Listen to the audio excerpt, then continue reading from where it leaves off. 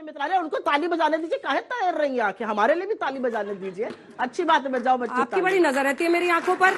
आप तैर रही थी तो दिख गई। नहीं, मैं देख रही थी कौन एक अकेला आदमी ताली बजा रहा है, खुशी की बात है। दिख गई, आप तैर रही थी तो दिख गई। अब सुनिए मेरी नजर अपने पे रखिए, आंखों पर नहीं मेरी। अरे सामने वाले पर मत रखिए, बेवजह की बात मत। कांग्रेस और बीजेपी के बीच की नोकझोंक दिलचस्प तो होती ही है, उस पे कांग्रेस की सुप्रिया सिरनेत हो और बीजेपी से उनका जवाब देने के लिए सुधांशु त्रिवेदी, तो डिबेट तो दिलचस्प होनी ही है, मजा ना आए तो कहना।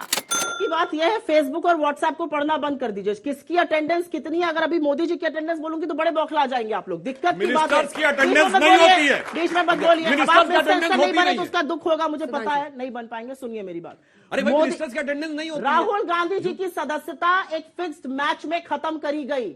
आप मेरी बात को अगर अप्रमाणित कर सकते तो कर दीजिए, मैंने तथ्य आपके सामने रखे हैं। 2019 में उन्होंने कोलार कर्नाटक में एक भाषण दिया, 2021 में व्यक्तिगत रूप से जाके अपना साक्ष्य पेश किया कोर्ट में, वो मामला डोरमेंट चला गया, वहां का मजिस्ट्रेट बदल जाता है और मजिस्ट्रेट बदलने के बाद जो याचिका करता है वो कहता है मैं अपनी एप्लीकेशन वापस लेता हूं क्योंकि वो अडानी पर बोल रहे हैं। आपको लगता है ये फिक्स मैच नहीं है? आपको लगता है ये सरकार अडानी के नाम से भाग नहीं रही है? निर्मला सीतारमण जी की आपने एक बाइट दिखाई थी और मैं उस पर बोलना चाहती हूं क्योंकि बोलना जरूरी है, इस देश की वित्त मंत्री है, शर्म आनी चाहिए उनको।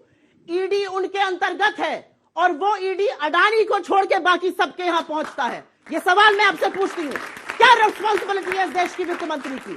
अडानी के ऊपर आरोप है स्टॉक स्विंडलिंग का, अडानी के ऊपर आरोप है बेनामी संपत्ति इस देश में लाने का, अडानी के ऊपर आज आरोप है एक चीनी नेशनल की कंपनी को हर सब कॉन्ट्रैक्ट देने का। यह राष्ट्रीय सुरक्षा का मामला है, लेकिन निर्मला सीतारमण जी की ईडी कहीं नहीं जाती।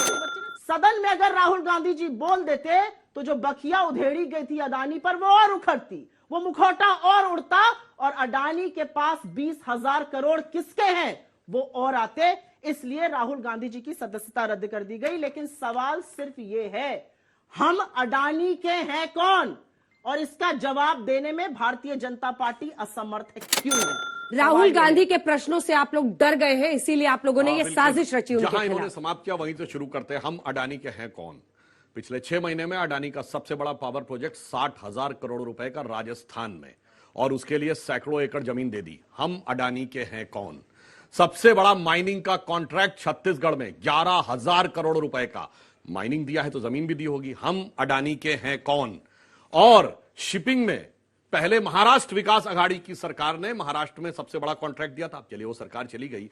अब केरल की सरकार ने, जहां से इन सब के लिए परम आदरणीय, सम्माननीय, अभिनंदनीय और जनता के लिए निंदनीय राहुल गांधी जी निवर्तमान सांसद थे, उन्होंने सबसे बड़ा शिपिंग का कॉन्ट्रैक्ट दिया। हम अडानी के हैं कौन?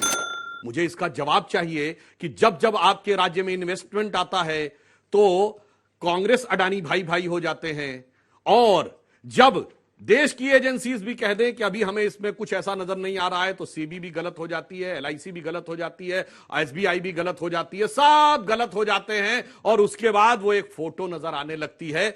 और मैं एक और बात कहना चाहता हूं, क्या राहुल गांधी जी पहली बार कोई कोर्ट केस झेल रहे हैं क्या? देखिए, वो नेशनल हेराल्ड केस में बेल पे हैं। इससे पहले एक और केस में महात्मा गांधी जी की हत्या के संदर्भ में आरएसएस के बारे में अवमानना के केस में वो प्रोसीडिंग झेल रहे हैं। दूसरा, क्या ये गांधी परिवार के पहले नेता हैं जो कोर्ट से अयोग्य घोषित हुए? नहीं, इंदिरा गांधी जी 1975 में हाई कोर्ट के द्वारा चुनाव में धांधली और भ्रष्टाचार के आरोप में सदस्यता खारिज कर दी गई थी और 6 साल तक चुनाव लड़ने पर प्रतिबंध लगा दिया गया था। तब क्या किया गया? कोर्ट का सम्मान नहीं, कोर्ट किनारे इमरजेंसी लगा के कमिटेड जुडिशरी कर दी गई थी। ये उस खानदान के वली है, सल्तनत है, जो आज आकर न्यायालय के ऊपर तो कह रहे हैं राहुल गांधी को आप संसद में नहीं बोलने देना चाहते हैं, बकिया आप क्यों उधेड़ेंगे, इसलिए इस पर जवाब नहीं दिया आपने। राहुल गांधी जी आज तक संसद में कितना उनका बोलने का ट्रैक रिकॉर्ड रहा है? एवरेज है, बिलो एवरेज है या हाई एवरेज है? 40 मिनट का तो भाषण बता ही रही है उस दिन दिया, उसमें से आपने कई हिस्से और एक और आपको बात बता दें, संसद की प्रोसीडिंग में ध्यान रखने की बात है, फोटो या पोस्टर दिखाना वहां की नियम के विरुद्ध है। इसलिए जब भी आप कभी ऐसी कोई चीज दिखाएंगे, वो ये लॉ कहता है कि वो एक्सपेंज कर दिया जाए, और वो राहुल गांधी जी के पिताजी के नाना के जमाने से लॉ है, हमने बनाया हुआ लॉ नहीं है। इसलिए जिस रूल के तहत वो चीजें एक्सपेंज हुई हैं, वो आपके जमाने का बना हुआ है। सारी की सारी समस्या, जिसके बाद हम बच्चों के प्रश्न लेंगे। इससे ज्यादा विकृत और नैतिक दिवालियापन का आर्ग्यूमेंट मैं भाजपा से एक्सपेक्ट ही नहीं करती हूं कि ये रूल है। क्या रूल है कि अडानी एक चीनी कंपनी के साथ मिलकर हिंदुस्तान के हर पोर्ट में पोर्ट बनाएंगे, चाहे वो मुंद्रा हो, दहेज हो, हजीरा हो, कांडला हो, विशाखापट्टनम हो। और जब उससे सवाल पूछा जाएगा कि ये चीनी नागरिक कौन है, तो सारी सरकार मौन धार लेगी और कहां चले जाएंगे? राहुल गांधी जी के पिताजी के नाना पर। उनकी कृपा दृष्टि थी जो हम और आज आप यहां पे पढ़ लिख कर खड़े होकर बहस कर रहे हैं। आपका बस चलता तो आज तो गांधी के हत्यारों को पढ़ाने का पाठ्यक्रम आपने बदल दिया है। अब इस देश के बच्चे इतिहास के पन्नों में ये नहीं पढ़ेंगे कि नाथूराम गोडसे वो हत्यारा था जिसने महात्मा गांधी की हत्या करी, जिसकी संघ को, जिसकी संस्था को लौह पुरुष सरदार पटेल ने बैन किया। ये गांधी के हत्यारों के साथ खड़े रहकर हमको भाषण देंगे। मेरा अभी भी एक सवाल है, अडानी जी पोर्ट में, एयरपोर्ट में, सीमेंट में, रिन्यूएबल एनर्जी में, एग्रीकल्चर में, तमाम जगह एकाधिकार है, उनका मोनोपोली है। सरकार ये जानना नहीं चाहती कि ये लोग कौन है जो पैसा लगा रहे हैं। उनके ऊपर आक्षेप हमारे नहीं लगे हुए हैं। विकृत मानसिकता इसे कहते हैं कि सारे पोर्ट गिनाए, केवल गुजरात के गलती से विशाखापत्तनम में गिना गई। वहां किसकी सरकार है? विकृत मानसिकता इसे कहते हैं कि अगर जो ये कहा जा रहा है, कांग्रेस के प्रवक्ता जो कह रहे हैं, यदि यह इतना सत्य है तो कांग्रेस के मुख्यमंत्री उसे क्यों नहीं मान रहे हैं? जब वो कह रहे हैं शेल कंपनियों के थ्रू नंबर 2 का पैसा आया है, तो कम से कम कैंसिल तो कर देना चाहिए ना। कम से कम प्रोजेक्ट कैंसिल करना चाहिए, क्यों नहीं कैंसिल कर रहे हैं? इसीलिए मैं कह रहा हूं, दिल्ली में आके चिल्लाना है और अपने पीछे से अपने राज्य में इन्वेस्टमेंट लाना है। बताइए ना, क्यों नहीं कैंसिल कर रहे हैं? एक मिनट, इस देश के प्रधानमंत्री और इनकी सारी सरकार झुंझुना बजाने के लिए दिल्ली में बैठी हुई है। सब कुछ जो करना है वो राज्यों को कर ले, ये झुंझुना बजवाएंगे और ताली बजवाएंगे, बस यही इनका काम है। भाई वो अगर मैं गलत कहीं राज्यों ने दिया है। इनका सारा काम है अडानी को बचाना। पिछले 2 महीने से केंद्र की मोदी सरकार ने, चाहे सदन के अंदर हो या सदन के बाहर हो, किसको बचाने का काम किया ये जनता बताए। अब एक और लाइन, एक लाइन, बस एक लाइन। चलिए, इन्होंने जो अडानी जी की तस्वीर दिखाई वो तो कितने साल पुरानी है? 4 महीने पहले किसके बगल में बैठे हुए तस्वीर है? अशोक गहलोत के। बताइए, हमारे किसी मुख्यमंत्री के बगल में है? यही मैं कहना चाहता हूं। सुधांशु जी, दिक्कत की बात आपके साथ ये है, आप व्हाट्सएप यूनिवर्सिटी और फेसबुक को पढ़ के ग्रेजुएट बने मुझे लगते हैं। ममता बनर्जी के साथ, देश के प्रधानमंत्री के साथ, इस देश के प्रधानमंत्री के साथ जितने रिलेशन अडानी के हैं उतने किसी के साथ नहीं है। ये सर्वविदित है, ये हर व्यक्ति जान रहा है। इससे आप नकार रहे हैं। अडानी को अडानी जी बोलने के लिए आप विवश हैं। आप मुझे अडानी पर सवाल पूछिएगा। आप दिल पर हाथ रख के एक बात बता दीजिए, इतने आक्षेप लगे हैं, जांच होनी चाहिए या नहीं होनी चाहिए? हाँ या ना में जवाब दीजिएगा। इधर उधर की बातें मत करिए। अगर आक्षेप में सब्सटेंटिविटी हो तो होनी चाहिए या ना। कोई जांच में सब्सटेंटिविटी हो तब होनी चाहिए ना। हाँ या ना बोलता हूं, सुनिए। इन्होंने अडानी जी बोला है, जाके चेक करिए। भारत तथा कथित भारत जोड़ो यात्रा में कर्नाटक की प्रेस कॉन्फ्रेंस देखिए राहुल गांधी जी की। राहुल गांधी से पूछा गया कि अशोक गहलोत वाली वही फोटो दिखा के, तो पहली बार राहुल गांधी जी ने अडानी जी बोला। हमारे राज्य में 60,000 करोड़ रुपए का इन्वेस्टमेंट ला रहे हैं, इसलिए मेरे मुख्यमंत्री जी उनको बगल में बैठा रहे हैं। आप कह रहे हैं 60,000 करोड़ जो है यहाँ पर आपकी जो ट्रेनिंग है उसके हिसाब से मत बोलिए। आप झूठ बोलते हैं। झूठ क्या बोल रहे हैं? कोई जाके चेक कर ले। इन्होंने कर्नाटक में बोला, अडानी जी बोला। मैं क्यों आपके झूठ में पढ़ूं? आप वही काम करते हैं जो आपके प्रधानमंत्री। मेरी बात मानिए ना, अडानी की जांच नहीं करेंगे। अडानी जी बोला, जब पूछा गया राजस्थान में अशोक गहलोत के सारा जबानी जमा खर्च करेंगे अडानी की जांच के अलावा। राहुल गांधी जी के बारे में आप बोल रहे थे, सुन लीजिए। ये जो आलू सोना वाला बयान तुमने व्हाट्सएप पर देखा ना, वो इनके सहकर्मी की काबिलियत थी। और सुन लीजिए क्या था वो बयान, मोदी जी ने दिया था। राहुल जी उसको बता रहे थे कि कैसे मोदी जी ने कहा। इन्होंने क्लिप काटी और वो चर्चित कर दिया। मैं आप लोगों से पूछती हूं एक सवाल, आप लोगों से एक सीधा सवाल पूछती हूं। आंखें बंद करिए और अमित मालविया का नाम बताइए, क्या आता है आपके मन में? और क्या है बीजेपी आईटी सेल? क्या है? फेक न्यूज की सबसे बड़ी फैक्ट्री। उस जगह से निकले हुए फेक न्यूज को, प्लीज बीच में मत बोलिए, उस जगह से निकले हुए फेक न्यूज को ब्रह्मा का सत्य मत मानिए, क्योंकि वहां से निकली हुई अधिकांश बातें झूठ होती हैं। और ये मैं नहीं कह रही हूं, ये सोशल मीडिया प्लेटफॉर्म्स ने लिखकर कहा है, मैनिपुलेटेड मीडिया। तो जो राहुल गांधी जी का सोना से आलू वाला बयान है वो उनका नहीं है, वो मोदी जी को कोट कर रहे थे जिन्होंने राजकोट में यह बयान दिया था। आपकी जानकारी आज से दुरुस्त हो जाए, आपको बता चलिए अब छोटा सा जवाब। एक बयान में कोई ये विवाद नहीं कर सकती हैं। 2019 के चुनाव के समय वो राजस्थान में गए और कांग्रेस के एक बहुत बड़े नेता थे कुंभाराम जी, उनके नाम पर कांग्रेस ने योजना चालू की थी और वो एक नहीं 3 बार बोल गए कि मैं इन सरकार को बधाई देता हूं कि उन्होंने कुंभकर्ण योजना शुरू की थी।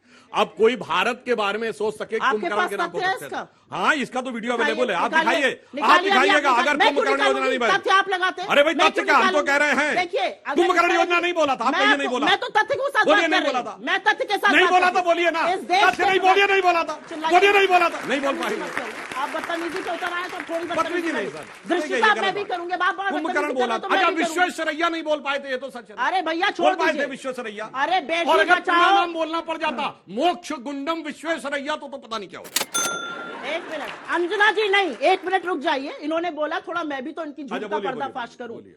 बेटी बचाओ बेटी पढ़ाओ तो सुना था, बेटी बचाओ बेटी पटाओ नहीं होता था भैया, ये सुन लिया।